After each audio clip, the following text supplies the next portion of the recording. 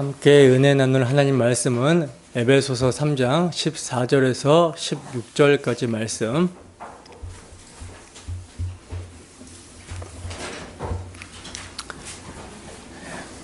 다 찾으셨으면 함께 한 목소리로 합독하겠습니다. 시작. 이러므로 내가 하늘과 땅에 있는 각 족속에게 이름을 주신 아버지 앞에 무릎을 꿇고 비노니 그의 영광의 풍성함을 따라 그의 성령으로 말미암아 너희 속사람을 능력으로 강건하게 하시오며. 아멘.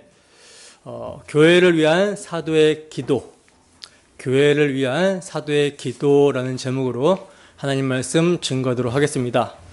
3장 14절부터 21절까지는요, 바울 사도가 그리스도의 몸이며 주의 성전으로 세워진 교회를 위하여 무릎을 꿇고 기도하는 내용입니다. 이건요, 마치 솔로몬이 성전을 건축하고 성전 봉헌 기도를 하고 있는 것을 연상하게 하는데, 솔로몬이 성전을 완공했을 때, 솔로몬의 성전이 완공되었을 때 쉐키나 하나님의 영광이 충만했다라고 그러죠. 마찬가지로 건설된 하나님의 교회를 위한 기도의 절정, 사도의 기도의 절정은 하나님의 모든 것으로 충만하게 해달라고 하는 충만입니다. 충만. 우리는 바울 사도가 그리스도 안에서 하나님이 거하실 처소로 함께 지어져가는 에베소 성도들을 위해 기도하는 것을 통해서 주 예수님을 사랑하고 그 주님의 몸된 교회를 사랑하는 사람이 어떻게 기도를 해야 하는지, 공동체를 위해서 무엇을 기도해야 하는지 이것을 잘 배울 수가 있는데요. 요점을 세 가지로 좀 말씀을 드리면, 첫째로 기도의 자세입니다. 기도의 자세. 사도가 무릎을 꿇고 기도를 하고 있죠. 이를 통해 우리가 기도를 어떻게 해야 하는지 자세를 배우게 되고요. 그리고 둘째로는 기도의 내용이에요. 어떤 간구를 해야 하는지, 무엇을 기도해야 하는지를 배우게 됩니다. 그리고 마지막으로는 송영인데, 하나님께 영광을 돌리면서 기도를 마치고 있어요. 그러니까 기도의 동기가 어떠해야 하는지를 배우게 되죠. 그래서 이 사도의 기도를 쭉 21절까지 다 살펴보면 좋겠지만, 우리가 살펴봐야 되는 내용들이 굉장히 많습니다. 그래서 오늘은 16절까지만 살펴보도록 할 거예요. 이 시간 성령께서 선포되는 말씀을 통해 우리 모두에게 충만함으로 역사하여 주셔서 우리의 기도의 자세와 기도의 내용을 점검하고 돌아보게 하시고 교정해 주시기를 간절히 소원합니다. 자, 그러면 오늘 본문을 보도록 하겠습니다. 본문 14절에서 15절 말씀 함께 읽습니다. 시작. 이러므로 내가 하늘과 땅에 있는 각 족속에게 이름을 주신 아버지 앞에 무릎을 꿇고 비노니. 아멘. 자, 보세요. 오늘 본문은 어떻게 시작이 되고 있습니까?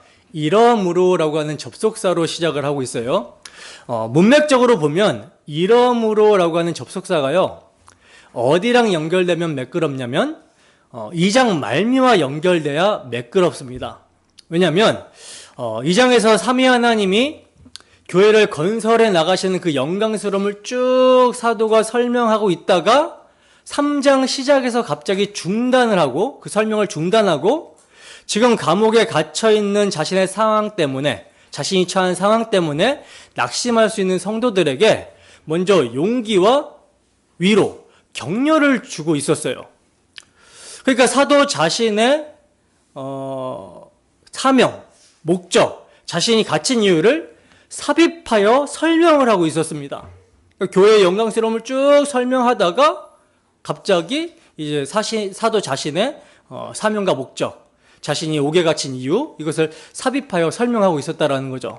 따라서 오늘 본문의 이러므로라고 하는 접속사는요, 2장 말미의 내용과 연결이 돼야 자연스러워요. 이방인인 너희가 이제 예수 그리스도의 피로 가까워졌다. 그래서 이제 너희는 외인도 아니고 나그네도 아니고 오직 성도들과 동일한 시민이고 하나님의 건속이다. 너희는 사도들과 선지자들의 터 그리스도 예수 안에서 건물과 건물이 연결되어 성전이 되듯이 서로 연결되어 주 안에서 성전이 되어져 간다. 성령 안에서 하나님의 처소가 되기 위하여 그리스도 예수 안에서 함께 지어져 간다. 이러므로 해요. 이러므로가 이렇게 연결돼야 자연스럽습니다. 이러므로 내가 그 하나님이 거하실 처소로 건축이 된 교회를 위해 그 교회에 하나님의 영광이 가득하기를 기도한다. 이렇게 연결돼야 된다는 거죠. 바울 사도는 1장에서도 기도를 했었는데 이제 3장에서도 기도를 하고 있어요. 바울 사도의 두 번째 기도죠. 알다시피 지금 사도의 형편은 로마 감옥에 갇혀 있는 상황이에요. 그래서 지금 그는요, 계속해서 복음을 전했던 그의 사역을 할 수 없는 그런 상황입니다. 그런데 그런 상황에서 아버지 하나님 앞에 무릎을 꿇고 기도를 하고 있죠. 자, 이게요, 여러분, 불신자들 입장에서 보면 사도의 사명이 실패한 것 같고 이제 넌 끝났다. 아무것도 할 수 없는 그런 상태인 것처럼 보여집니다. 그래서 복음의 대적자들은 이제 바울 사도의 입을 막았다라고 생각하면서 너무나 좋아할 그런 지금 상황인 것이죠. 그러나 이들이 모르는 게 있는데 그게 뭡니까? 바울의 몸은 그들이 옥에 가둘 수 있을지 모르지만 바울의 기도를 사용하셔서 일하시는 그 하나님의 열심은 가로막을 수 없다. 가두어둘 수 없다라는 것을 모른다라는 거예요. 우리는 알죠. 하나님을 가로막을 수 없다. 그 어떤 것도. 바울 사도가 옥에 갇혀도 하나님의 일하심은 절대로 중단되지를 않습니다. 바울 사도가 이를 알고 있어요. 그래서 사도의 기도를 보면요, 밖에 있는 성도들에게 자신의 처한 상황을 막 비관하면서 나를 좀 꺼내달라. 너희가 나를 위해 그렇게 기도해 좀 해달라. 내가 이곳에 있으니 아무것도 할 수 있는 게 없다라고 하면서 불평하며 간구했던 것이 아니었어요. 아닙니다. 그의 기도를 보면 자기의 안위를 위해서 기도한 것이 아니라 어떻게든지 하나님의 교회가 든든히 서가기를 원하고 있었고 이를 위해 기도하고 있는 것을 보게 되죠. 그러니까 몸이 자유로웠을 때나 갇혀 있을 때나 상관없이 항상 주의 일을 위해서 기도를 하고 주의 일을 위해서 그는 힘썼습니다.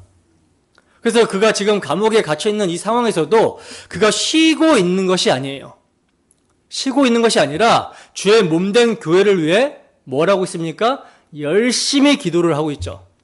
그리고 감옥에서 정말 엄청난 일을 합니다. 무슨 일을 하고 있죠? 우리가 지금 보고 있는 이 편지, 서신서를 바울 사도가 기록을 하고 있죠. 우리에게 너무나 중요한 성경인 옥중 서신이 이때 나오게 되는 거예요. 그러니까 본인이 고난당하면서 그리스도의 고난을 묵상하게 되고 나를 그리스도의 영광에 참여하게 된 자로 합당하게 여기셔서 그리스도와 함께 고난받게 해주신 하나님께 감사하며 교회들을 위해 편지를 쓰고 기도하는 등 많은 일들을 할 수가 있었던 것입니다. 사탄은요, 사도 바울의 몸은 묶어두었지만 사도 바울을 통해서 일하시는 하나님의 일하심은 묶어둘 수가 없었던 거예요. 그래서 여러분, 성도는 어디에 있든지 자유로운 영혼입니다. 그 어떤 것도 성도의 영혼을 가두어둘 수가 없어요. 성도의 기도와 모든 환경을 사용하셔서 하나님께서는 일하시는 분이기 때문에 성도가 자신의 주어진 사명에 확고하면 아무것도 막을 수 없다라는 거죠. 그러므로 하나님께서 성도의 기도를 통해서 자신의 일을 행하시고 또 우리 측면에서 보면 우리에게 주어진 그 사명을 하나님이 이루어 가시는 거예요. 그러니 기도라는 것은 뭐냐? 성도에게만 주신 특권입니다. 특별한 권리예요. 기도를 통해서 사명을 감당할 수 있는 마음을 갖추게 해주시고요.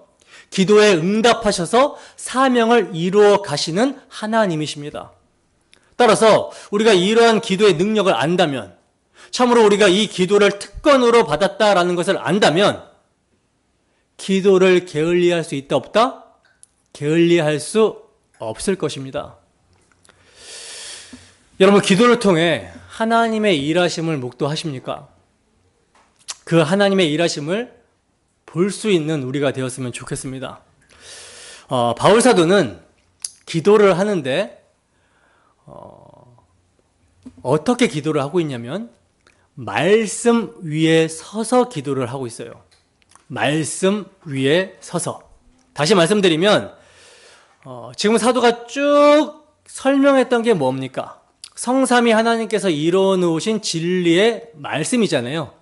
하나님께서 우리를 위해서 무슨 일을 행해 주셨는지 그 진리의 말씀, 우리가 지금까지 살펴본 복음의 그 풍성함, 이 풍성함을 토대로 지금 사도는 기도를 하고 있어요. 그러니까 여러분, 말씀 따로 기도 따로가 아닙니다. 말씀, 즉 복음을 선포한 후에 성도들이 이제 복음을 깨닫게 되었다라고 생각되니 이제 내가 너희를 위해서 기도한다라고 이렇게 이어지고 있다라는 것이죠. 말씀과 기도가 분리된 생활은요, 신앙생활이 결코 아닙니다. 그것은 외식하는 종교 생활일 뿐이에요. 성경적 신앙은 반드시 말씀과 기도가 함께 진행됩니다. 말씀에 젖어계신 성령께서 그 말씀을 우리 마음 가운데 적용시켜 주시고 그 적용시켜 주신 이 말씀을 토대로 기도하게 하시는 거예요. 그러니까 내가 하고 있는 기도의 내용이 하나님의 말씀, 복음 진리와 상충이 된다면 이건 기도를 내가 수시간 했다라고 해도 이건 기도를 제대로 못한 거, 성령을 통해서 기도한 것이 아닌 게 되는 거예요. 자신의 육의 소요, 욕망을 따라 기도한 종교적인 기도, 하나님이 전혀 받지 않으시는 그런 기도를 한 것이 되는 것입니다. 하나님께서는요, 성령을 우리 마음 가운데 보내주시고 그 성령께서 그 말씀을 우리에게 적용시켜 주시게 하심으로 말씀의 풍성함을 경험하게 해주세요. 그래서 그 말씀의 풍성함을 경험한 성도들은 그 말씀에 입각해서 교회를 사랑하는 마음으로 성경적 기도를 하게 되는 거죠. 그렇게 하나님은 우리의 기도를 사용하셔서 사명을 이루어 가시는 거예요. 사명을. 그런데 오늘날 가만히 보면 한쪽으로 치우쳐 있는 신앙생활을 많이 합니다. 앞서 이것을 종교생활이라고 말씀을 드렸었죠. 이런 사람들의 특징이 뭐냐면 나는 기도파다, 나는 성령파다, 당신은 내가 보니까 말씀파인 것 같다라고 하는데 이거 틀린 말입니다, 여러분. 기도파, 말씀파, 성령파 이런 게 어디 있습니까? 다 주님의 말씀이며 주님의 성령이고 주님께서 우리에게 가르쳐 주신 기도, 주님이 우리 안에서 행하시는 기도죠. 그러니 한쪽으로 치우치는 것은 올바른 신앙생활이라고 할 수 없는 거예요. 올바른 신앙생활이 아닌 것입니다. 아무리 기도를 많이 한다 하더라도 비성경적인 기도가 되고 마는 거예요. 이 비성경적인 기도는 여러분 헛된 기도일 뿐만 아니라 뭐가 하나 더 추가되냐면 죄가 추가돼요. 죄. 그러니까 예수님의 이름으로 기도합니다 라고 마쳤음에도 불구하고 그 사람이 복음의 말씀과 상관없이 기도를 그렇게 하게 되었다면 죄를 하나 추가한 것이 되는 것입니다. 왜냐? 예수님의 이름을 망령되이 일컬은 게 되기 때문이에요. 기도의 내용을 보면 완전히 세속적이고 예수님이라면 하실 수 없는 기도를 해놓고 마지막에는 예수님의 이름으로 기도했습니다 라고 하니 예수님의 이름을 망령되이 일컫는 그 죄를 하나 더 추가하게 되는 것이죠. 그러니까 여러분 기도라는 것이요 쉬운 것이 아닙니다. 자신의 내면에서 일어나는 치열한 영적 전쟁이에요. 주의 말씀이 내 안에서 풍성하게 역사하지 않으면 하나님이 기뻐하시는 기도를 결코 할 수 없습니다. 주의 말씀이 풍성하게 역사하여 충만할 때 내 뜻대로 하고자 하는 나의 육의 소요 또 탐심의 세속적인 욕망들을 치고 이것과 싸우면서 하나님이 기뻐하시는 기도를 하게 되는 거죠. 그러니까 아주 치열한 영적 전쟁이에요. 근데 많은 사람들이 기도를 너무 쉽게 생각하고 그냥 내 욕망을 따라 내 욕심을 채우기 위해서 그렇게 기도를 하는 경우가 너무나 많습니다. 그러나 그런 기도는 하나님이 기뻐하지 않는 기도고 자신의 뜻만 고집하며 어린애가 부모에게 떼쓰듯이 떼쓰면서 기도하는 거, 이거 하나님이 미워하신다라는 거예요. 우리는 말씀을 통해서 하나님의 뜻을 깨닫게 되고 그 말씀에 근거해서 성경적인 기도를 해야 되는 것입니다. 마찬가지로 기도 없는 성경 읽기도 없습니다.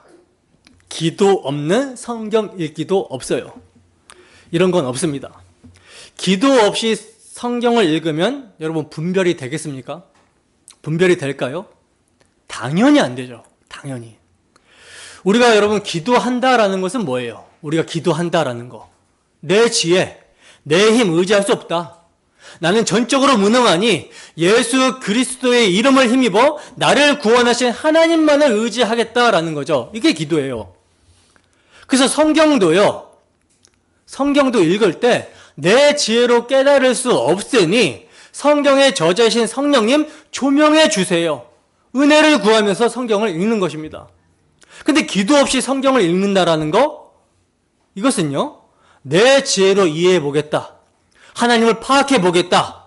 글자인데 뭐 내가 읽어내리라. 이렇게 되면 성경을 자기 멋대로 주관적으로 해석을 해서 자유주의 신학, 인문학으로 빠지게 되는 거예요. 그리고 분별이 안 되고, 그래서 인간의 철학을 근거로 사변으로 막 이렇게 상상의 날에 추론을 하게 되는데 이게 절제가 되지 않는 거죠. 그 결과 인본주의적인 해석을 하게 되고 자기는 말씀대로 산다라고 하지만 그것은 자기 욕망대로 사는 것이 되고 마는 것입니다. 자기의 욕망대로 사는 것이 되어버리고 마는 거예요. 율법을 보아도 율법의 진짜 의미를 깨닫지 못하고 율법 조항에 매여서 사람의 교훈으로 성경을 읽는 거죠. 예수님이 율법의 진리를 산상수훈으로 말씀해 주신 것을 보면서도 그 의미는 모르고 그저 예수님을 어떻게 여겨요? 그냥 최고의 도덕성생으로 여기고 본받자라고 하는 거예요. 율법 조항에 담겨있는 율법의 진리, 진짜 의미가 뭡니까? 하나님을 사랑하라죠. 어떻게 사랑하래요? 어떻게 사랑하라입니까? 내 마음을 다하고 성품을 다하고 뜻을 다하고 힘을 다하여 목숨을 다하여 주 너희 하나님을 사랑하라. 그리고 내 몸과 같이 이웃을 사랑하라. 율법을 보면 뭐가 보여야 돼요? 이게 보여야 되는 거예요. 그래서 불신자가 하나님의 은혜로 복음을 믿고 신자가 되어서 이것을 보게 되잖아요.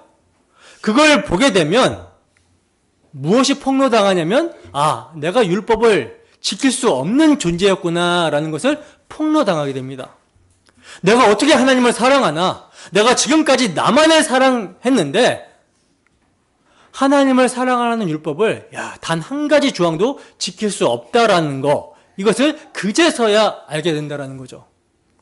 율법이 탐심, 마음의 문제라는 것을 조명받기 때문에 이걸 깨닫게 되는 거예요. 근데 은혜가 없는 사람들의 특징은 뭐냐? 십계명을 딱 펴놓고 내가 7개는 지켰는데 3개는 못 지키겠다. 주님 이 3개까지 지키게 해주세요. 이런 식으로 되는 거예요. 그 율법의 진짜 의미가 모든 일에서 항상 하나님을 죽기까지 사랑하라. 사랑하지 못하면 그 율법이 요구하는 것은 죄의 삭은 사망이다. 이것을 못 보는 은혜가 없는 사람들은요, 십계명을 아주 업신여기게 되는 것이죠. 그래서 내가 이 정도야 지킬 수 있지. 그런데 내가 이 부분은 좀 못 지키겠네? 좀 더 노력해서 지켜야겠다. 이렇게 도전하는 사람들이 많은데 이것은요, 율법의 진짜 의미를 몰라서 그렇습니다. 우리가 하나라도 못 지킨다라는 것은요, 하나님을 사랑하지 않았다라는 것이 되는 거예요. 그래서 그동안 자신이 지켰다고 한 것도 다 거짓으로 지킨 것, 하나님을 사랑하지 않고 자기 사랑으로 지킨 것이 되는 것입니다. 거짓으로. 그러나 진정으로 율법을 지키는 사람들은요, 성령의 역사로 말미암아 율법이 증거하는 예수 그리스도와 그의 십자가를 발견하고 그 주님이 율법의 공의에 따라 심판받아 마땅한 진노받아 마땅한 나를 대신하여 십자가의 대속의 피를 흘려주심으로 죄로 인한 저주, 심판, 그 공의 이거를 만족시켰다라는 것을 뭐 하는 거예요? 믿는 거예요. 나 같은 죄인을 대신하여 십자가의 대속의 피를 흘려주심으로 율법의 공의를 만족시키심이 율법의 사랑을 이루신 것이고 이를 나의 것으로 여겨주심으로 우리가 믿는 것입니다. 그래서 성령으로 말미암아 그 마음에 새겨진 주의 사랑, 십자가 사랑을 통해서 주님이 나를 죽기까지 사랑하셨다라는 거, 그 사실 때문에 주님을 그냥 너무 사랑하면서 살아가는 거예요. 사랑하면서 살아가는 것입니다. 그럼 어떤 삶이 나타나요? 그럼 우리의 삶에 어떤 삶이 나타납니까? 율법 조항 하나하나 지켜야 된다. 이게 아니라 주님을, 나 같은 죄인을 사랑하신 주님을 너무 사랑하면서 살아가니까 어떤 삶이 나타나냐면 사랑은 이웃에게 악을 행하지 않는다. 남을 사랑하는 자는 율법을 다 이룬 자다. 주님의 그 다 이루심의 십자가 사랑을 알고 그 사랑으로 주님을 사랑하며 살게 되니 십계명의 조항들이 나의 삶에 막 나타나게 되는 것이죠. 막 나타나게 되는 거예요. 율법 조문은 죽이는 것이라고 성경은 증거하고요. 영은 살리는 것이다 라고 증거합니다. 율법 조문 하나하나 조항들 요거 죽이는 거다. 그렇게 인식이 되면 죽는 거예요. 그러나 영은 살리는 거다. 성령께서 우리에게 조명하시는 것은 여러분 십자가입니다. 십자가. 십자가에서 예수님이 율법의 진짜 의미를 다 이루셨다라는 거, 이것을 알고 믿는 것이 뭐다? 사는 거예요. 그런데 이 십자가를 떠나서 내가 율법을 이제 지켜보겠다라고 하면서 조항들을 밀고 그것을 그냥 줄줄줄 읽는다면 이 사람은 율법 조문에 매여서 아직까지 죄 아래, 저주 아래, 진노 아래의 삶을 살아가게 되는 거죠. 여러분, 기도 없는 성경 공부가 이렇게 만들어버립니다. 기도 없는 성경 공부. 목사가 권면하는 것도 권면으로 받고 예수님께 향하라고 권면을 하는데 이거를 자기 행위를 그냥 지적하는 거로 보는 거예요. 마음을 점검해서 예수 그리스도의 피를 믿어라. 그 우리를 사랑하시는 하나님께로 돌아가라. 이 권면인데 그것을 자기 행위 하나하나 지적하는 걸로, 정죄하는 걸로 그렇게 받아버리는 거예요. 이게 문제가 심각한 거죠. 기도 없는 성경 공부, 또 기도할 때 말씀이 근거되지 않는 기도, 영혼에 아무런 변화를 줄 수가 없어요. 나는 성경을 매일마다 통독하는데 와닿지가 않아요. 왜 그럴까요? 읽기 전에 정말 겸손한 마음으로 주의 조명하심을 구하고 있는지를 살펴보시기 바랍니다. 그리고 많이 읽는 것에 초점을 두지 마시고 이 한 절의 말씀이라도 이 말씀이 나를 살릴 수 있다라는 그 믿음을 가지고 주의 도우심을 구하며 한번 읽어보세요. 그러면 그 말씀이 나의 삶을 이끕니다. 나의 삶에 풍성하게 역사하게 되는 것을 보게 될 거예요. 통독도 중요하지만 암송도 굉장히 중요합니다. 암송을 한다라는 것은요, 한 가지의 말씀을 계속해서 읊조리고 되새기는 거거든요. 그냥 외우는 것이 아니라 이게 무슨 뜻인지 생각을 계속 하게 된다라는 거죠. 그러면 내 안에 풍성하게 역사하시는 하나님의 능력을 여러분들이 경험하게 될 거예요. 그렇지 않고 그냥 내가 많이 읽어내겠다? 여기에만 초점을 둔다면 우리의 신앙생활에 아무런 영향을 미칠 수 없습니다. 한 절을 읽더라도 기도하며 생각하고 되새기며 읽는다면 정말 풍성한 은혜를 경험하고 그 말씀이 살아서 운동력 있게 역사하는 경험을 여러분들이 하게 될 것입니다. 자, 계속해서 보시면 바울 사도는 기도를 하는데 어떻게 기도를 하냐면 아버지 앞에 무릎을 꿇고 기도를 한다라고 말씀을 하고 있어요. 자, 어떤 아버지입니까?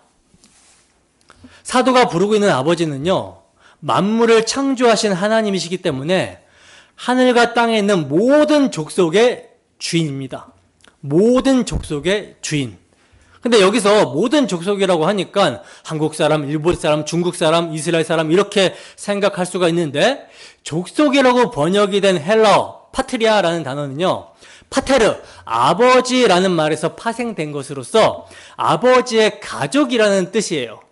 그러니까 모든 족속이라는 말은 아버지의 모든 가족이다. 하늘에 있는 가족, 땅에 있는 가족, 그 모든 가족이다.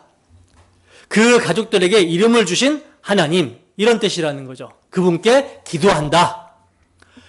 그러므로 여기서 가족은요, 예수 그리스도의 피로 말미암아 하나님의 건속이 된 모든 그리스도인들을 가리키고 있는 거예요.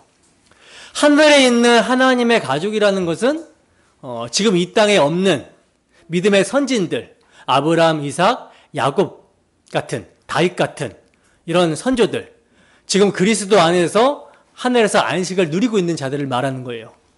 자, 이분들에게 이름을 주신 하나님입니다. 어떤 이름을 그들에게 주셨죠?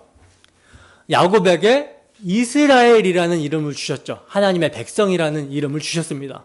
신약의 성도들도 마찬가지죠. 오늘날도 우리에게 이름을 주셨어요. 그러니까 다 똑같은 이름입니다. 구약이나 신약이나. 우리도 이스라엘이라는 이름을 주셨어요.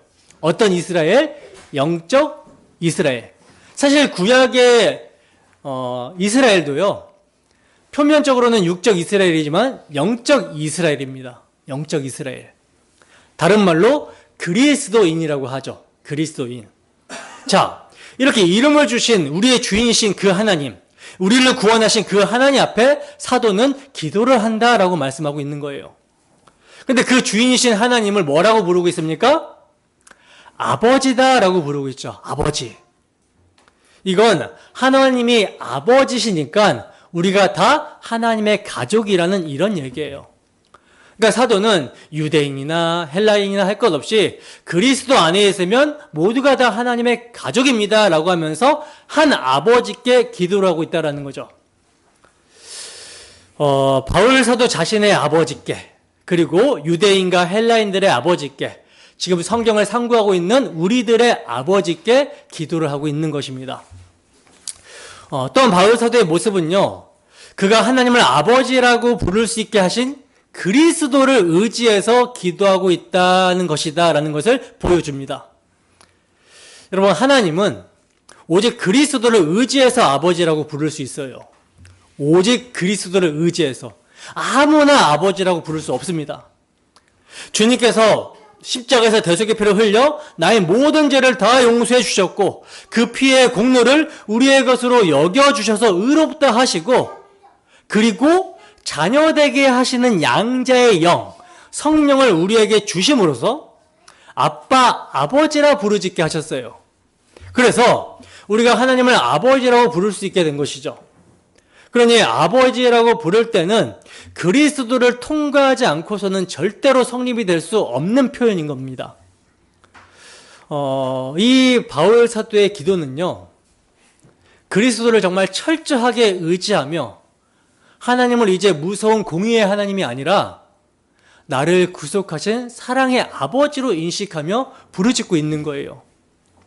그러니까 우리가 기도할 때 이러한 친근감을 가지고, 또 반면에 그리스도를 통해서 나를 구원하신 사랑의 하나님이 그 나의 아버지라는 것을 생각하며 기도를 해야 되겠죠. 그죠? 자, 그런데 바울 사도가요, 그 아버지께 기도를 하는데 어떻게 기도를 하고 있냐면 무릎을 꿇고 기도를 한다라고 말씀하고 있어요. 조금 이상하죠? 아버지는 사랑의 하나님, 좀 친근한 표현인데 무릎을 꿇는다라는 것은 꼭 왕 앞에 무릎을 꿇는 그런 상반된 느낌을 들게 합니다. 아버지를 생각하면 인자하시고 사랑이 많으시고 친근감이 좀 있죠. 그러다 보니까 사람들이 아버지, 아버지 부르면서 함부로 기도하는 경향이 있어요. 맘먹으라고 하는 거죠. 맘먹으려고. 우리 아버지인데 뭐 어때? 아유, 아버지 뭐 하시는 거예요? 좀 이것은 이렇게 좀 해주셔야죠. 막 하면서 그렇게 쉽게 경거망동하게 그렇게 부르는 사람이 있는데, 사도는 그러지 말아라. 그러지 말고 지금 나처럼 기도해야 된다라는 모습을 보여주고 있는 것입니다. 그러니까 성경은 바울 사도의 기도하는 자세, 이 모습이 보여주고 이 모습이 기도해야 되는 우리의 모습이어야 된다라는 것을 보여주고 있는 거예요. 아버지신데 그분이 어떤 분이냐? 원래부터 아버지가 아니지 않느냐? 창조주 하나님, 공의로운 심판을 내리시는 재판장, 그 하나님이 우리의 아버지가 되신 것이 아니냐? 그 하나님이 죄를 얼마나 미워하시는지 십자가에서 보여주신 그 아버지 아니냐? 그러니 친근하게 생각하되 너하고 격차가 있는 창조주시라는 거, 죄를 미워하시는 하나님이라는 거, 이거 기억하고 겸손하게 경외함으로 나아가라. 그래서 사도가 아버지라고 부르면서 무릎을 꿇고 기도를 하고 있는 거예요. 여러분들은 어떻게 기도하십니까? 어떻게 기도를 하고 있습니까? 사람의 태도는 마음을 반영합니다. 사람의 태도는 마음을 반영해요. 창조주 하나님, 의로우신 재판장이신 하나님 아버지께서 정말 우리를 대신해서 당신의 아들을 십자가의 화목제물로 내어주시고 그분을 심판하시기까지 죄를 미워하시는 분이라는 것을 나타내셨고, 그리고 자기 아들을 내어주시사 대신 심판하시기까지 우리를 사랑하시는 하나님이라는 것을 확증해 보여주셨어요. 따라서 그 하나님을 아버지로 부르며 기도하는 우리의 태도는, 우리의 마음의 태도는 경외하는 마음, 겸손한 마음, 겸비한 마음으로, 또 사랑하는 마음으로, 존경하는 마음으로 그렇게 기도를 해야 되는 것입니다. 기도뿐만이 아니죠. 우리가 모여드리는 이 예배도 마찬가지고, 우리가 찬양하는 것도 마찬가지고, 우리의 삶도 마찬가지예요. 항상 경외하는 마음이, 하나님을 사랑하는 마음이 우리의 태도로 반영된다라는 것, 이것을 기억해야 된다라는 거죠. 그럼 우리의 모습을 점검해야 되는 것입니다. 자, 그 하나님께서 모든 족속, 모든 하나님의 가족들, 성도들에게 뭘 주셨다고 합니까? 당신의 거룩한 이름을 주셨다라고 그러죠. 이름을. 그래서 사도 바울은 하늘과 땅에 있는 모든 가족들에게 이름을 주신 하나님을 아버지라고 그러며 이름을 주셨다라고 합니다. 그러므로 우리는요, 주님께서 가르쳐 주신 주기도문과 같이 우리에게 주신 아버지의 이름이 거룩히 여김을 받게 해야 하는 거예요. 우리에게 이름을 주셨기 때문에 나에게 그리스도인이라는 이름을 주셨잖아요. 그러면 이제 내 이름은 없는 겁니다. 없는 거. 누구의 이름만 남느냐? 그리스도의 이름만 남겨지는 거예요. 하나님의 가족이라고 했으면 그 대표자이신 아버지 이름만 높여지면 되는 것입니다. 자, 지금은 우리가 찾아볼 수 없게 되는데 거의 없죠. 근데 저 어렸을 때까지만 해도요, 지금 청년들은 잘 모를 수 있는데 저 어렸을 때까지만 해도 집 대문에 아버지의 이름이 나무로 이렇게 명패가 붙어져 있었어요. 기억이 좀 나십니까? 아버지의 이름, 가장의 이름이 붙어 있었습니다. 그래서 자녀들은 그 아버지 안에 속해 있는 거죠. 그래서 누가 어디에 사냐라고 물어보면 우리 아버지의 이름이 붙어 있는 저 집에 산다라고 그러지, 난 내 집에 산다, 내 이름을 얘기해 버리잖아요. 그러면 집이 어디 있는지 못 알아들어요. 그러니까 말씀드리고자 하는 요점은 뭐냐? 명패에 붙어 있는 그 이름만 나타나면 된다라는 것입니다. 우리가 하나님의 가족이면 하나님의 이름만 나타나면 된다라는 거예요. 하나님께서 우리에게 이름을 주셨다라는 것은요, 내 각자의 이름을 자랑하라, 그러기 위해서 주신 것이 아니라 이름을 주신 하나님만 이름이 있다. 우리에게 이름을 주신 하나님만 이름이 있어. 그분만 존재셔. 라는 것을 드러내라고 주신 거예요.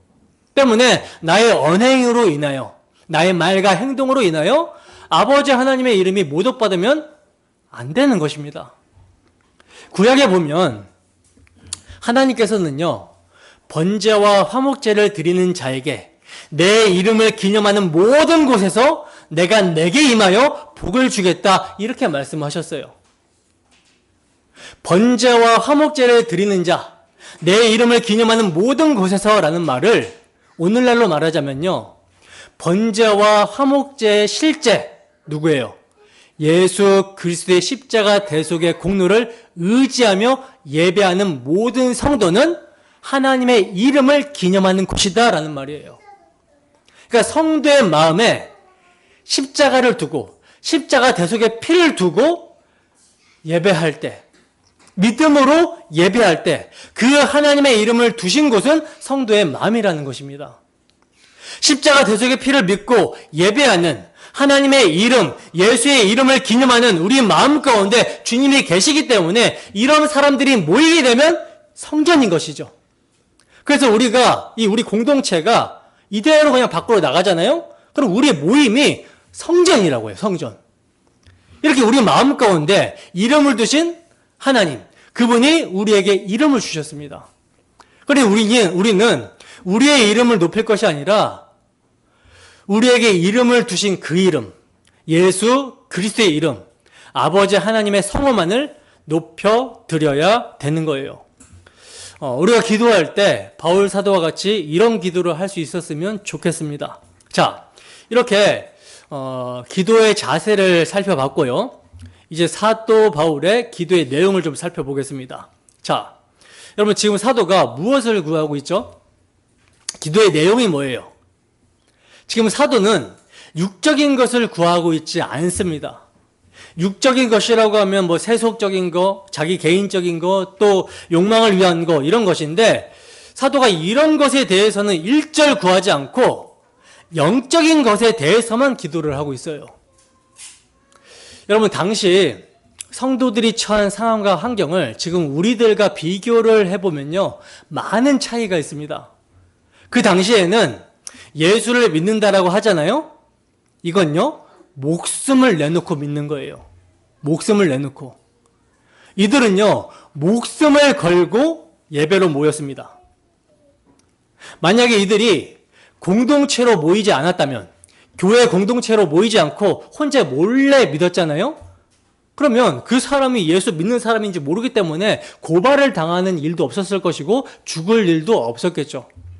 근데 결정적으로 교회는 주의 죽으심을 그가 오실 때까지 전파하고 함께 모여서 말씀을 나누고 함께 찬양하고 기도하며 주님의 몸과 주님의 피에 참여하여 한몸됨을 확인하는 공동체예요. 절대 스스로 신앙생활을 할 수 없는 자들입니다. 누가 모여라 어째라 하지 않아도 아버지와 그 아들 예수 그리스도와 함께 가지는 교제가 믿는 자들이 함께 교회로 모여 드리는 예배이기 때문에 함께 모여 예배하며 떡을 떼고 잔을 나누는 것을요, 생명보다 귀하게 여겼다라는 거죠. 그래서 만약에 여기서 나간다면, 소속된 공동체에서 나가게 된다면 하나님과 그 아들 예수 그리스도와 더불어 누리는 우리에게 속한 자가 아니다라고 사도 요한이 요한일서에서 말씀을 합니다. 그러니까 그 당시에 정말 막 믿으면 죽인다, 예배드리면 죽인다라고 해도 목숨을 각오하고 모였던 거예요. 그리고 목숨을 각오하고 밖에 나가서 전도했다라는 거죠. 이 당시에는 이렇게 예배드리다가 고발을 당하게 되면 잡혀가고 끔찍한 고문을 받고 가혹한 형벌을 받게 됩니다. 그리고 예수를 믿으라고 십자가의 돌을 전하면 막 돌이 날라오고 핍박을 당하고 감옥에 갇히고 죽게 됩니다.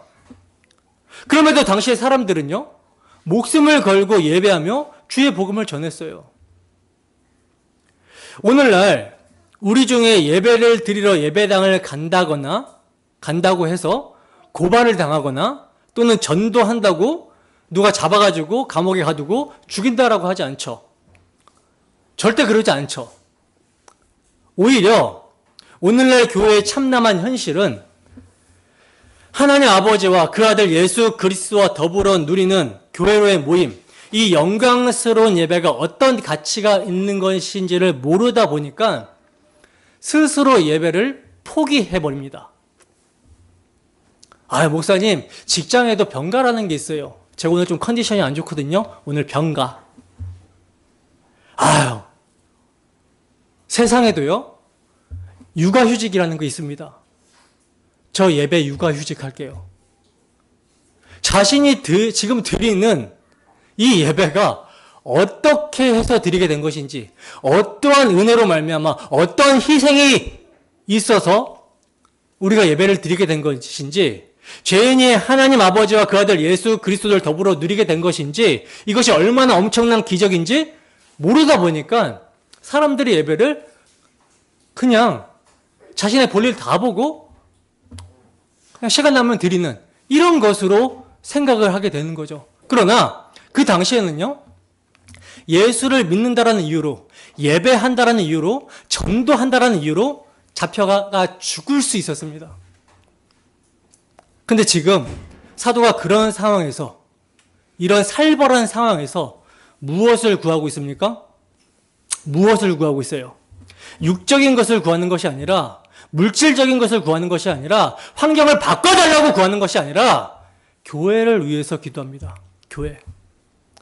바울 사도가 영적인 것, 교회에 주의 영광이 풍성하게 충만하게 채워달라고 기도를 하고 있어요. 여러분, 제가 극단적으로 육적인 것을 절대로 기도하면 안 됩니다, 이걸 말씀드리는 것은 아니에요. 우리에게 필요한 것들이 있을 수 있죠. 그러나 우리가 하나님을 신뢰한다면 과연 그러한 것을 기도하겠는가 생각해 볼 필요가 있는 거죠. 하나님이 나의 앉고 일어섬을 아시고 내 머리카락까지 세신 바 되었고 나의 부족함을 다 아시는데, 과연 내가 하나님 나라와 그의 영광만을 위해서만 기도를 하는데 나의 부족한 것은 기도하지 않았다라고 해서 안 주실 분이신가? 그렇지 않다라는 거죠. 그래서 우리는 먼저 그의 나라와 그분의 의를 구해야 되는 것입니다. 그러면 이 모든 것들을 너희에게 필요한 거 하나님이 안다. 우리가 믿음이 연약해서 세속적인 것을 구할 수도 있겠지만 그것이 본질이 되거나 우선이 되어서는 안 되는 거예요. 하나님이 기뻐하시는 것은요, 하나님 나라와 그의 의를 위해서 구하는 것입니다. 자, 생각해 보세요. 특별 은총과 일반 은총이라는 게 있어요. 특별 은총이라는 것이 무엇입니까? 특별 은총. 특별히 은혜 받은 내용이 특별 은총이에요. 이건요, 모든 사람들에게 다 베풀어지는 것이 아닙니다. 우리 구원에 관한 이야기예요. 영적인 부분. 그리고 또 어떤 은총이 있냐면 일반 은총이라는 게 있습니다. 일반 은총. 해가 비치는데 구원받은 성도들에게만 해가 비치는 게 아니죠. 불신자들에게도 해가 비쳐요. 이게 일반 은총입니다. 비가 내려도 똑같이 다 비를 맞고요. 며칠 전에 눈이 엄청나게 내렸는데 이 눈도 똑같이 믿는 자나 믿지 않는 자들에게 내려요. 하지만 그리스도의 영광을 아는 빛, 은혜의 단비는 성도들에게만 비추어지고 내리게 됩니다. 여러분들은 특별 은총에 관한 것을 구하고 있습니까? 일반 은총에 관한 것을 구하고 있습니까? 우리가 구하는 것이 무엇인지를 생각해 보시기 바랍니다. 기도의 내용이 우리의 영적 상태를 보여줘요. 우리가 무엇을 구하는가, 이게 우리가 마음에 소원하는 바를 구하는 거거든요. 우리가 무엇을 구하는 바에 따라서 영적 상태를 보여줍니다. 그리고 이 영적 상태는 조금만 상담을 하면 금방 알아요. 그 입에서 무엇이 자주 나오는가, 그의 관심사가 무엇인가, 그의 기도 제목이 무엇인가. 아, 목사님, 제가 이것 때문에 참 고민이네요 하는 그 내용, 그게 기도 제목이거든요. 그래서 상담을 하면 알게 되는 거죠. 내가 무엇에 관심을 두고 있느냐, 무엇을 토로하고 있느냐, 그것이 나의 영적 상태라는 겁니다. 자, 그러면 바울 사도가 무엇을 구하고 있는지, 어떤 기도를 하고 있는지를 보겠습니다. 16절에서 19절까지가 사도의 기도의 내용인데 오늘은 16절까지만 살펴본다라고 그랬죠. 16절까지만 좀 살펴보도록 하겠습니다. 함께 읽습니다. 시작. 그의 영광의 풍성함을 따라 그의 성령으로 말미암아 너희 속사람을 능력으로 강건하게 하시오며. 아멘. 자, 보세요. 교회를 위한 사도의 첫 번째 간구가 무엇입니까? 너희 속사람. 그러니까 예배에서 성도들의 속사람이 강건해지기를 구하고 있는 기도예요. 첫 번째 기도가. 여기서 사도가 말씀하고 있는 이 속사람은요, 성도의 거듭난 영혼, 신앙하는 인격이라고 보시면 됩니다. 신앙 인격. 그러니까 나의 새로운 영혼, 새 마음, 이렇게 보시면 돼요. 자, 사람들이 그러니까 예수 그리스도의 대속을 믿음으로 하나님의 자녀가 되기 전에는 모든 사람들이 그들의 관심을 어디다 두냐면 겉사람에다 둡니다. 겉사람. 속사람이 거듭난 영혼, 변화된 마음, 신앙하는 인격이라고 했으니까 겉사람은 여러분 뭘 의미하겠어요? 뭘 의미할까요? 흙으로 돌아갈 수밖에 없는 썩어질 육체를 가진 사람을 가리키는 표현이죠. 이 겉사람의 관심은 언제나 육체의 소욕, 육체적인 욕망에 매여 있습니다. 세상에 속한 육체의 정욕, 안목의 정욕, 이생의 자랑, 여기에 관심을 두며 이것을 소원해요. 그래서 사람들을 평가할 때도 보여지는 외적인 겉사람의 관심을 많이 두면서 평가를 하는 거죠. 저 사람의 외모는 어떠한지, 저 사람이 인기가 있는지, 부와 명예가 있는지, 저 사람이 돈은 많은지, 대기업에 다니는지, 어떤 차를 타는지, 잘생겼는지, 예쁜지, 똑똑한지, 세련됐는지 이렇게 평가를 합니다. 만약 목사가 이러한 겉사람으로 가치 판단을 가지고 있으면 성도들을 어떻게 하겠어요? 자기 눈에 보이는 대로 평가를 하겠죠. 그래서 돈이 있고 힘 있는 사람을 편애하거나 그런 일들이 발생하게 되는 거예요. 또 성도들이 그런 겉사람의 가치 판단을 가지고 있으면 어떻게 되겠습니까? 이제 막 서로 싸움이 일어나겠죠. 네가 뭔데, 내가 더 높네, 이런 싸움이 일어나겠죠. 파당이 생기는 거죠. 분열되고 싸움이 일어나게 되고. 그래서 질서 없이 혼돈에 막 빠지게 되는 거예요. 그러니 겉사람으로 형성된 교회는 있을까요? 없을까요? 없어요. 그래서는 안 되는 거죠. 간혹 우리가 조금 연약해서, 완악해서, 여러분 항상 이 연약과 완악은 세트라 같이 갑니다. 그래서 두 가지를 지금 같이 말씀드리는데, 연약하다라고 하면 자기 연민에 빠져서 완악해져요. 그래서 스스로를 연약하다라고 생각할 수 있게끔 하면 안 됩니다. 그리고 연약하다라는 표현을 자주 해서도 안 돼요. 왜냐면 너 연약해서 그래 이렇게 하잖아요. 그러면 자기가 난 연약해, 나는 연약해 하다 보면 자기 사랑, 자기 연민에 빠지게 돼서 완악해져요. 그래서 이것을 극복하고 이겨내야 되는데 계속 그 자리에 있으려고 한다는 거죠. 그러니까 연약하면서 완악해져가지고 우리가 외모를 보고 겉사람으로 보는 이런 현상이 일어날 수는 있겠지만 그것이 당연한 듯이 살아가는 교회는 교회가 아니라는 거죠. 그래서 교회는 항상 내적인 부분, 내면적인 부분, 속사람의 관심을 둬야 되는 것입니다. 바울 사도가 여러분 어디에 관심을 두고 있죠? 사도의 관심은요, 겉사람이 아니었어요. 만약 바울 사도가 자신의 겉사람에 관심을 두었다면 감옥에 갇힌 자신의 상황을 제일 비참하게 느꼈을 것입니다. 그러나 그게 아니었죠. 바울 사도는요, 속사람에 관심을 두고 있어요. 그리고 나아가 에베소 교회 성도들도 그들의 속사람이 강건하게 되기를 사도는 원하고 있고 기도를 하고 있습니다. 그렇지 않으면 만약 사도가 겉사람에 관심이 있었다면 너희 에베소 교회 사람들이 정말 차고 넘쳐서 교회당이 막 커지고 물질이 많아져서 지금 감옥에 갇혀있는 나를 위해 보석금을 좀 마련해 주기를 바란다. 내가 좀 빠져나올 수 있으면 좋겠다. 뭐 이런 기도를 했겠죠. 근데 사도는 거기에 전혀 관심이 없습니다. 속사람이 강건해지기를 바란다. 여러분, 우리가 그리스도인이라면 속사람의 관심을 가져야 됩니다. 그래서 사도 바울은 이렇게 말씀하고 있죠. 고린도서 4장 16절. 네, 함께 읽습니다. 시작. 그러므로 우리가 낙심하지 아니하노니 우리의 겉사람은 낡아지나 우리의 속사람은 날로 새로워지도다. 아멘. 보세요. 사도는 고난받는 상황에서 우리의 겉사람은 낡아지나 우리의 속사람은 날로 새로워진다라고 이렇게 표현을 합니다. 여기서 겉사람이 낡아진다라는 것은 뭐예요? 사도가 복음을 전하다가 이 복음 전함으로 인해서 막 매를 맞고 헐벗고 굶주리고 이러다 보니까 몸이 만신창이가 나고 또 늙어가고 이렇게 되고 있지만이라는 말이에요. 그러나 속사람, 내 안에 그리스도를 향한 이 마음은, 이 간절함은 점점 더 풍성해지고 있다.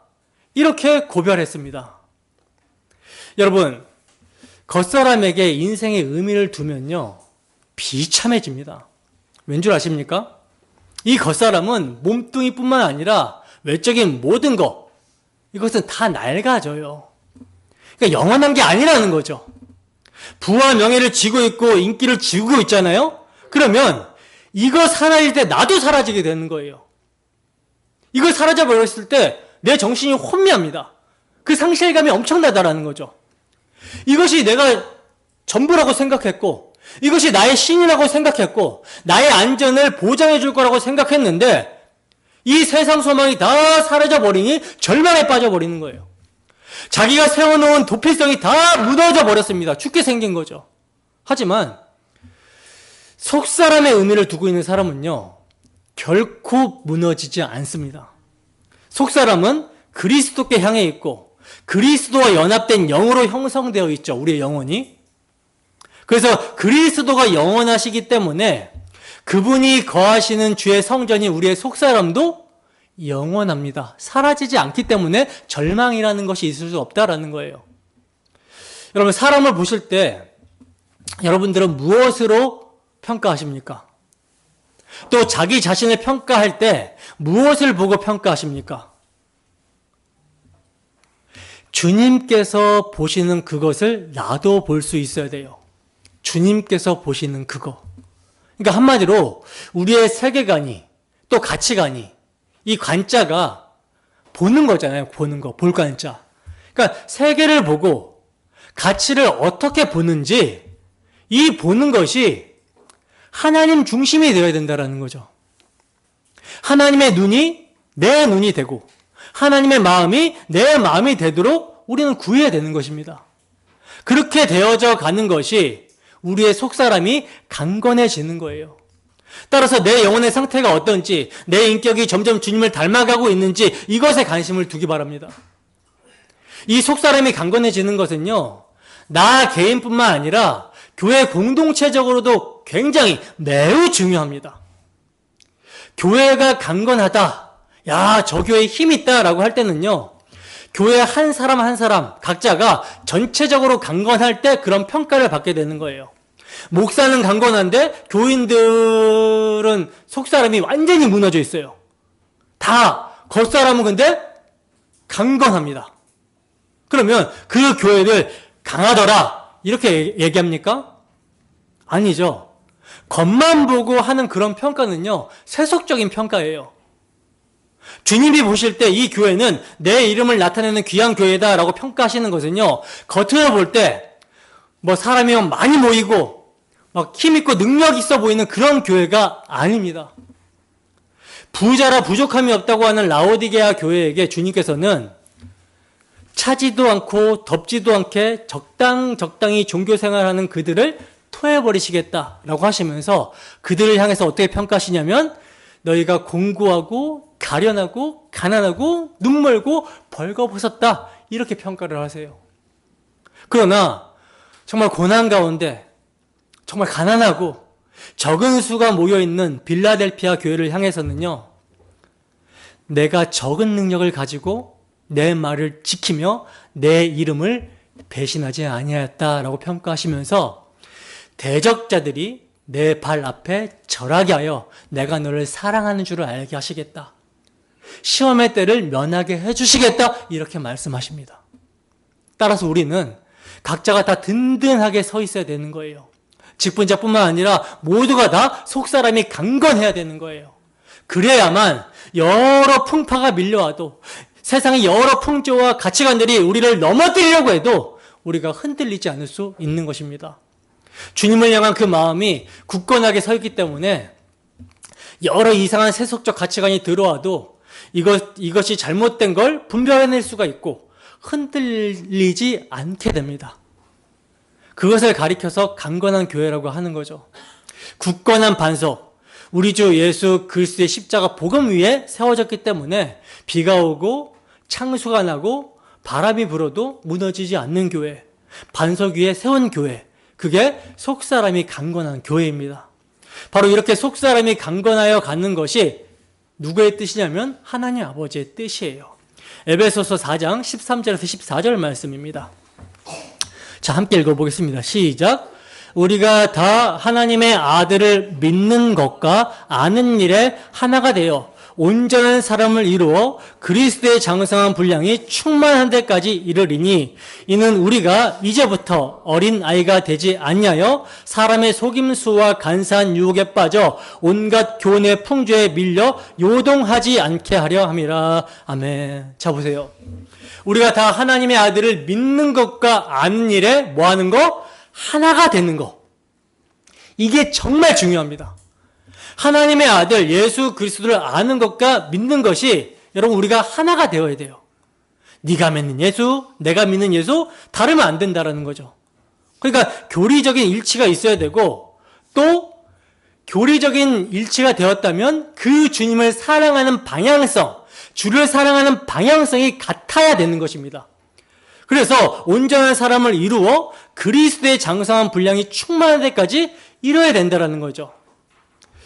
그리스도께서는 충만하신 분이고 장성하신 분이시죠.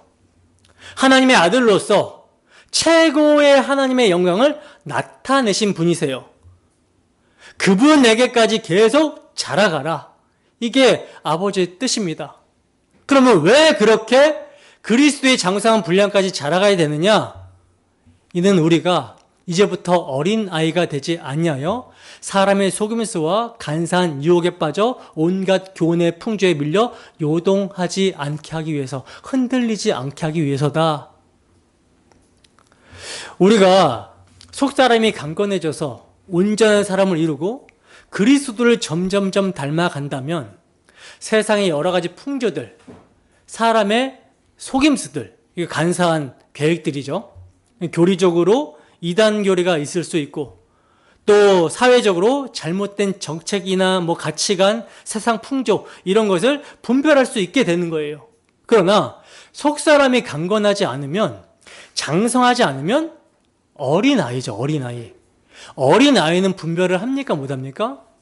분별을 잘 못합니다. 이런 자들을 바울 사도는요, 고린도전서에서 뭐라고 하냐면 육신에 속한 자, 그리스도 안에서 어린아이라고 말씀하고 있어요. 어린아이는 분별력이 없기 때문에, 예를 들어 우리 저 하리같이 애기잖아요. 분별력이 없어요. 그래서 정수기가 있으면 이게 뜨거운 물인지 차가운 물인지 분별력이 없어요. 그래서 이걸 분별하지 못하고 뜨거운 물 잘못 눌렀다가 손이 막 대고, 그래서 막 병원 가고 아파서 막 울고 불고 난리가 나는 그런 일이 일어나게 되죠. 근데 그렇게 난리가 났으면 다음에는 안 그래야 되는데 까먹고 또 그래요. 그러니 어떻게 돼요? 자라야 되는 거죠. 자라야 되는 거. 자라서 분별할 수 있어야 되는 것입니다. 그게 바로 속사람이 계속 강건해지는 거예요. 하나님의 뜻은요, 우리의 거룩함입니다. 구별됨이에요. 그러므로 우리는 점점 그리스도의 거룩함을 닮아가게 되기를, 자라가게 되기를 우리 개인으로서도 기도해야 되지만 또 서로를 위해서도 기도해야 되는 거죠. 성도는요, 새 생명을 받아 태어난 새 사람입니다. 그러므로 자라가야 되는 거예요. 새 생명을 받아서 딱 태어났으니 지금 어떤 상태예요?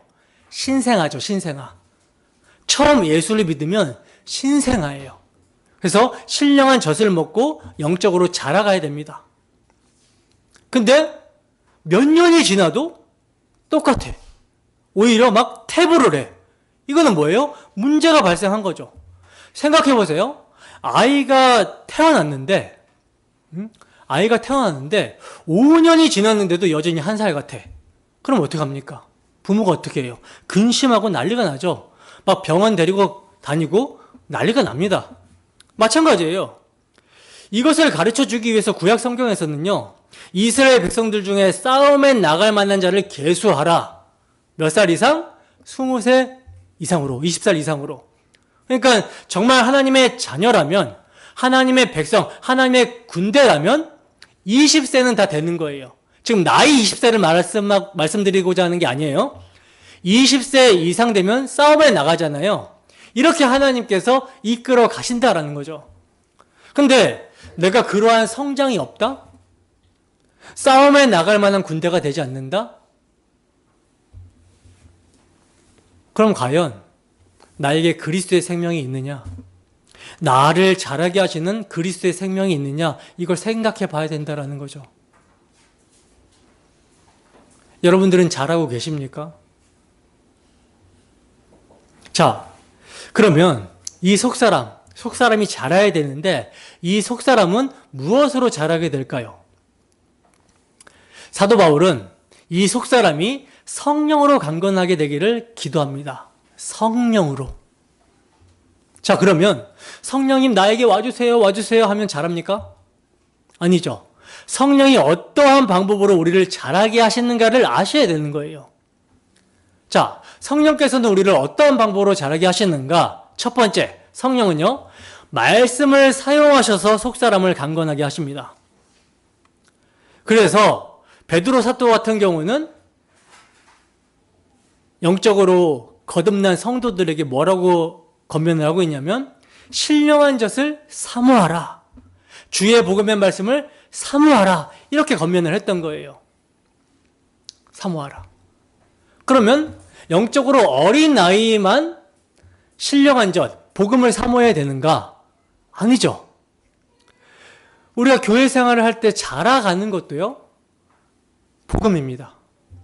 그리고 그리스도와 함께 영광을 받기 위해서 고난도 함께 받아야 될 것이니라고 하는 이 단단한 음식, 장성한 자들이 먹는 이 단단한 음식도 복음입니다. 복음. 그리고 넘어졌을 때 이렇게 세워지는 것도 복음으로 세워줘야 되는 거예요. 복음의 근거로 해서 세워준다라는 거죠. 그러니까 복음을 근거로 해서 우리는 권면을 한다라는 거죠. 그렇게 행동하면 안 돼. 바르게 행동해야 된다라는 것을 우리는 예수 그리스도께서 우리를 위해서 어떠한 희생의 은혜를 주셨는가 이것을 기억하게 함으로 이렇게 희생의 은혜를 받은 자가 이렇게 살면 되겠느냐라고 권면해야 된다라는 거죠. 그래서 잘하는 거예요. 그리고 이 권면을 할 때, 그러니까 복음의 말씀을 전할 때 성령께서 이 복음의 말씀을 어떻게 하게 하십니까? 소화하게 하시죠. 듣게 하시고 깨닫게 하시고 그렇게 살고자 하는 마음을 주시고 소화하게 하시기 때문에 속사람이 힘을 얻게 되는 거예요. 양분이 되는 거죠. 말씀을 먹었어요. 우리가 복음의 설교를 듣기도 하고 성경을 읽기도 했어요. 근데 이 말씀이 소화되게 하시는 분이 성령님입니다. 그래서 성령으로 속사람이 강건해지기를 사도는 강구하고 있는 거죠. 성령은 말씀을 사용하여 자라게 하시는데 복음의 말씀에는 관심이 없고 듣지도 먹지도 않으면서 나는 왜 안 자랄까요? 라고 한다는 것은요, 어폐가 있죠. 뭔가 먹어야 자랄 거 아닙니까? 아이들은 엄마 젖을 먹고 모자르면 분유를 먹고 조금 더 크면 유아식을 먹으면서 이유식을 먹으면서 점점 단단한 거를 먹어갑니다. 그래서 자라요. 우리도 영적으로 신생아 때 하나님의 말씀을 계속 먹으면서 자라고 장성한 분량에까지 이르게 되는 거죠. 근데 먹는다고 다 잘 먹는 것이 아니라 자라게 하시는 분이 성령님이기 때문에 그래서 제가 말씀을 보실 때도 어떻게 해야 된다? 기도해야 된다. 겸손함으로 구하라고 말씀을 드렸던 거예요. 성령께서는 말씀을 사용하십니다. 그래서 신비주의자들처럼 성령 받으라, 성령 받으라 이렇게 연발한다라고 해서 강건해지는 것이 아니에요. 말씀을 통해서 우리는 강건해집니다. 자, 그리고 두 번째는 성령께서 우리를 강건하게 하시는데 무엇을 사용하시냐? 기도를 사용해서 강건하게 하십니다. 그러니까 첫 번째는 말씀이었고요. 두 번째는 기도를 사용해서 강건하게 하세요. 그러므로 성령으로 우리는 기도를 해야 하는 거예요. 성령으로. 성령을 의지해서 성령의 능력에 힘입기를 기도해야 된다는 거죠.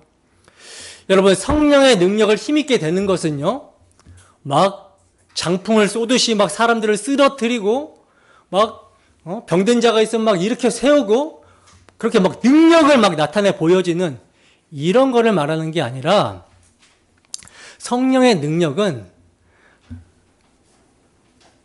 우리의 삶을 복음으로 인내하고 자기를 부인하고 십자가를 지는 삶을 따라가는데 필요한 능력입니다. 그리고 복음을 전할 때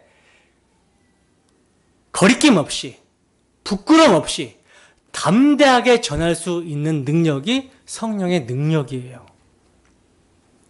그리고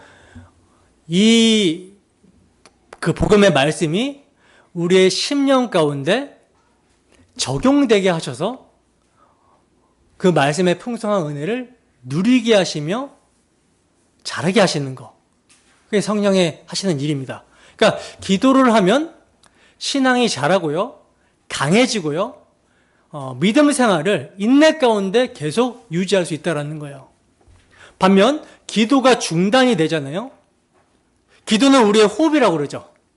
영적인 호흡. 하나님과 교통하는 호흡. 근데 기도가 중단이 되면 이건 뭐예요? 호흡이 중단되는 것이기 때문에 기능이 처음에는 떨어지고 나중에는 어떻게 됩니까? 죽어요. 그러니까 기도를 안 하는 성도가 있다 없다? 없는 거죠. 한 번 구원받은 자는 주님의 끝까지 구원을 이루어 가시기 때문에 그는 계속 기도한다라는 것입니다. 물론 이제 질식할 정도로 죽지는 않지만 질식할까 말까 한 그 정도로 기도를 안 하는 경우가 있을 수는 있겠죠. 그러다 보면 하나님께서 살리시려고 기도하게 만드시는데 그 방법이 뭐냐면 징계, 고난입니다. 그러니까 징계는 죽이려고 하시는 것이 아니라 살리시게 하는 거예요. 기도하시게 하려고. 그래서 회초리를 대시면 아파요 하면서 기도를 하게 되는 거죠. 그렇게 해서 기도를 하게 하시고 점점 그 기도를 성숙한 기도의 내용으로 바꿔 가시는 겁니다. 어떻게든 하나님은 기도를 하게 하세요. 살게 하세요. 호흡을 하게 하세요. 기도를 하지 않으면 신앙생활이 유지할 수가 없게 되고요. 육에 속한 사람처럼 종교생활만 하게 됩니다. 그러나 그리스도인들은 성령의 인도함을 받는 사람들이죠. 성령의 인도를 따라가기 위해서는 기도하는 것을 쉬면 안 됩니다. 성령께서 말할 수 없는 탄식으로 우리를 위해서 간구하신다. 이 말씀을 우리들은 잘 아는데 이 말씀의 의미를 잘못 아는 사람들이 있어요. 그들은요, 내가 지금 기도를 안 해도 성령께서는 말할 수 없는 탄식으로 내 대신 기도하시니 언젠가는 회복이 되겠지. 회복이 될까요? 회복이 될까요? 회복 안 됩니다. 왜냐? 성령이 말할 수 없는 탄식으로 우리를 위해 간구하신다면 그 성령이 지금 어디 계신 분이에요? 우리 안에 계신 분이죠, 지금. 그러면 그 마음을 받아서 나도 말할 수 없는 탄식으로 하나님 나라를 소망하며 죄에 대해서 탄식하고 죄가 간영한 세상을 보면서 탄식하고 기도하게 됩니다. 그러니까 성령의 탄식은 곧 나의 탄식으로 이어지게 되는 거예요. 근데 성령님만 탄식하면 될 거야. 나는 입 꾹 닫고 있어도 장성할 거야. 성장할 거야. 그런 일은 결코 없습니다. 우리가 하나님 나라 그 영광을 바라보며 탄식하고 기도하고 있다면 지금 뭐가 있는 거예요? 성령의 감화가 있는 거예요.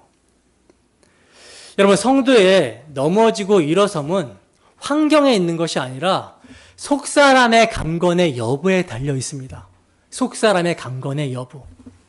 성도 두 사람에게 똑같은 시험이 있다라고 한번 생각을 해보세요.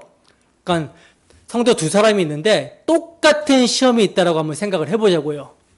그래서 복음을 전하다가 똑같이 감옥에 갇히게 됐어요. 근데 한 사람은 좌절하고 넘어졌습니다. 근데 또 한 사람은 기도하며 소망 가운데 오히려 감옥 밖에 있는 교회들을 위해서 간절히 기도하고 있어요. 간구하고 있어요. 그렇다면 이게 여러분 환경의 문제입니까? 뭐가 문제입니까? 환경의 문제가 아니죠. 똑같은 상황인데 왜 이런 현상이 일어나게 되냐면 속사람의 강건함이 다르기 때문이라는 거예요. 그리스도 안에서 어린 아이처럼 있잖아요. 그럼 그 사람은 육에 속한 아이라 넘어지는 것이고 그리스도의 장성한 분량으로 자라나 있으면 이것을 극복하고 이겨낸다라는 거죠. 우리의 속사람이 강건해진다면 바울 사도처럼 이렇게 고백할 수 있을 것입니다. 빌립보서 4장 12절에서 13절 말씀입니다. 함께 했습니다. 시작. 나는 비천에 처할 줄도 알고 풍부에 처할 줄도 알아. 모든 일, 곧 배부름과 배고픔과 풍부와 궁핍에 처할 줄 아는 일체의 비결을 배웠노라. 내게 능력 주시는 자 안에서 내가 모든 것을 할 수 있느니라. 아멘. 여러분, 바울 사도가 지금 이 고백을 할 때는 어디에 있는 상황입니까? 빌립보서는 여러분 옥중 서신입니다. 그러니까 바울 사도가 감옥에 갇혔을 때 이런 고백을 하고 있는 거예요. 감옥에서 빌립보서를 썼습니다. 근데 사도는 그 감옥에서 뭐라고 고백하냐면, 나는 비천에 처할 줄도 알고 풍부에 처할 줄도 안다. 나아가 배고파 죽어도 나는 괜찮다는 거예요. 왜냐? 일체의 비결. 여러분, 이 일체의 비결이 비밀을 전수받았다라는 말이거든요. 그러니까 어떤 상황에서도 사도는 만족할 수 있는 비결, 그리스도의 복음, 그 복음의 능력으로 자족할 수 있게 되었다라는 것입니다. 그리고 나서 뭐라고 고백하냐면, 내게 능력 주시는 자 안에서 내가 모든 것을 할 수 있다, 이렇게 말을 합니다. 요 말을 또 이것만 잘나다가 내가 사업을 하는데 내게 능력 주신 자 안에서 내가 모든 것을 할 수 있다, 반드시 성공할 거다, 이런 사람들이 있는데, 그러다가 망하면 어떻게 나와요? 하나님, 왜 이러십니까? 왜 말씀대로 되지 않냐? 이렇게 따져요. 본인이 말씀을 곡해해 놓고 말씀대로 신앙생활하지 않아 놓고 하나님께 따지는 거죠. 그러나 여기서 내게 능력 주시는 자는 뭡니까? 어디에 있든지, 어떤 형편에 있든지, 환경에 있든지 내 속사람이 강건하여 요동치 않는 평안함, 주를 향한 믿음을 굳건하게 해주시는 거, 이게 능력이라는 거예요. 그거 모르고 그냥 여전히 겉사람에 대한 거, 그래서 능력을 주시는 것도 겉사람을 강력하게 능력 주신다, 이렇게 생각하면 그것은 여러분 무지한 것입니다. 무지한 거. 여러분, 우리의 속사람이 강건해지면, 말씀과 기도로 성령이 충만하면 정말 세상이 감당하지 못하는, 세상이 두려워하고 무서워하는, 요동치 않는 그러한 상태가 될 수 있어요. 바울 사도가 그런 사람이었고, 우리의 신앙의 선진들이 그러한 속사람의 강건함으로 주 예수를 위해서 세상 가운데 타협 없이 담대하게 믿음을 나타내 보일 수 있었던 것입니다. 여러분들은 이렇게 기도하면서 믿음을 나타내 보이고 있습니까? 정말 세상이 감당하지 못하는, 두려워하는, 세상도 인정해버리는 그러한 모습을 강구하고 있습니까? 그런 속사람의 강건함을 구하고 있습니까? 그리고 이 속사람을 위하여 성령 안에서 말씀을 보고 기도하고 있습니까? 내용을 정리합니다. 사도는 감옥에 갇혀있는 상황에서 기도의 특권을 알고 성도들을 위해 기도함을 통해 어떠한 형편에서도 하나님은 일하시니 우리가 뭐 해야 된다? 기도해야 된다라고 하는 교훈을 주고 있었고요. 또 사도의 기도는 어떤 기도였죠? 말씀에 입각한 기도였죠. 그래서 성경적 신앙은 말씀과 기도가 같이 진행이 된다라는 것을 우리는 알 수가 있었습니다. 나아가 사도는 우리가 기도를 어떻게 해야 되는지 기도의 자세를 보여주고 있었는데, 우리 예수 그리스도로 말미암아, 우리 주 예수 그리스도로 말미암아 모든 하나님의 권속들에게 이름을 주신 하나님을 아버지라고 부르며 무릎을 꿇고 기도를 하고 있었죠. 이것은 오직 예수 그리스도의 공로를 의지하고 하나님을 아버지라고 부르며 아버지의 이름만 높이는 하나님의 자녀가 그리스도인이며, 이들은 구원의 하나님을 경외하며 사랑하는 태도로 기도하며 의지하게 된다라는 것을 나타내 보여주고 있었던 거예요. 그리고 마지막으로 사도의 첫 번째 간구 기도는 속사람을 강건하게 해달라는 기도였습니다. 그 속사람이 강건해지는 비결이 그의 영광의 풍성함, 곧 측량할 수 없는 그리스도의 풍성함, 자기 아들을 통해 행해주신 은혜의 풍성, 복음의 말씀을 성령께서 적용해 주실 때 강건해질 수 있기 때문에 우리 또한 속사람이 강건하게 되는 것에 관심을 가지고 속사람의 강건을 위해 성령께서 사용하시는 말씀과 기도에 힘써야 된다라고 하는 교훈을 받을 수가 있었어요. 어떻게 우리의 기도의 자세와 기도의 내용을 점검하고 돌아보며 교정하는 은혜가 있으셨습니까?